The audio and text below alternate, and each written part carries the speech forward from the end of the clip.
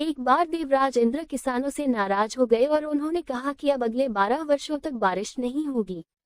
जब बारिश नहीं तो खेती नहीं। किसान बड़े परेशान हुए और उन्होंने इंद्रदेव से दया के लिए बहुत याचना की। इंद्रदेव ने आखिरकार किसानों को एक उपाय बताया, अगर भगवान शिव अपना डमरू बजाएंगे तो वर्षा अवश्य होगी। किसान भागे भागे भगवान शिव के पास पहुंचे और उनसे अपना डमरू बजाने का अनुरोध किया। इंद्र भी कच्चे खिलाड़ी नहीं थे। उन्होंने भगवान शिव से पहले ही यह आश्वासन ले लिया था कि शिव 12 वर्षों तक डमरू नहीं बजाएंगे। अतः भगवान शिव ने किसानों को वही जवाब दिया कि हम डमरू बजाएंगे तो लेकिन 12 वर्ष बाद ही। ये सब देखकर मां पार्वती को किसानों पर दया आई, लेकिन वो भी शिव जी के इच्छा के विरुद्ध कुछ नहीं कर सकती थी। हर जगह से निराश किसानों ने नियति के सामने हार मान ली और 12 वर्ष तक इंतजार करने का फैसला किया। इन सब किसानों में एक किसान अलग ही सोच का था। वह प्रतिदिन अपने खेत जाता, वहां खेत जोतता, मेहनत करता। उसके इस परिश्रम का फल कुछ नहीं था, लेकिन फिर भी वह प्रतिदिन यही काम करता। लोग उसका मजाक उड़ाते कि उसे किस चीज की उम्मीद है, क्या वो किसी चमत्कार की उम्मीद में है। सारे किसान सोचने लगते हैं उस किसान का दिमाग खराब हो गया है। ऐसे ही 3 साल बीत गए। एक दिन कुछ किसानों का दल खेत में काम करते उस किसान के पास से गुजरा।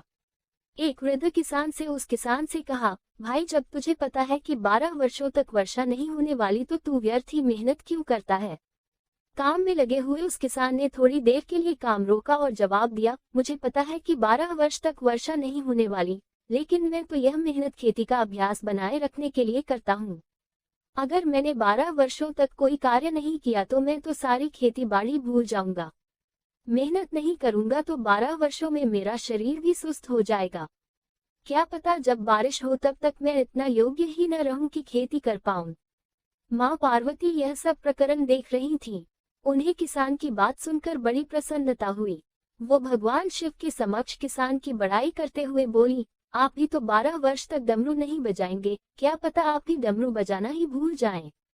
भोले शिव भी चक्कर में पड़ गए और उन्होंने जल्दी से डमरू बजाकर देखा कि कहीं वो वाकई में उसे बजाना भूल तो नहीं गए। भगवान शिव का डमरू 12 वर्ष से पहले ही बज गया और डमरू का बजना था कि वर्षा हुई। आश्चर्य की बात यह थी कि वर्षा केवल उस किसान के खेत में ही हुई और उस दैवीय वर्षा के प्रभाव से तत्काल खेत में लहलहाती फसल भी उठ खड़ी हुई। अन्य किसान ये देखकर दंग रह गए और अपने खेतों की वही दशा देखकर निराश भी हुए। अब आती है असली बात। योजक कहानी क्या कहती है? ये कहानी बतलाती है कि जीवन में मेहनत का क्या महत्व है। हार्ड वर्क जरूरी क्यों है। खिलाड़ी खेल के मैदान में नहीं जीतते, असली जीत उनकी कड़ी प्रैक्टिस में छुपी होती है। अगर आप में मेहनत करने का अभ्यास और जज्बा नहीं होगा तो आप किसी जबरदस्त अवसर का भी पूरा लाभ नहीं उठा पाएंगे। मंजे हुए खिलाड़ी जब मैदान पर खेलते हैं तो हम कहते हैं भाई मजा आ गया।